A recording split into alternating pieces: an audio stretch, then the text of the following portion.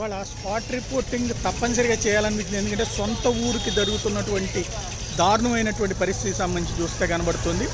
విజయవాడలో దాదాపుగా 25-30 ఏళ్ళు అయిపోయినట్టుంది వరద ఈ స్థాయిలోకి వచ్చి. ఇప్పుడు ప్రస్తుతం మనం చూసేటటువంటి సొరంగం రోడ్డు అంట, ఏదైతే ఇన్నర్ రింగ్ రోడ్డు నుంచి వచ్చేటటువంటి సొరంగం రోడ్డు, ఇదంతా కూడా సితారా థియేటర్ రోడ్డు లేదా హౌసింగ్ బోర్డు కాలనీ రోడ్డు.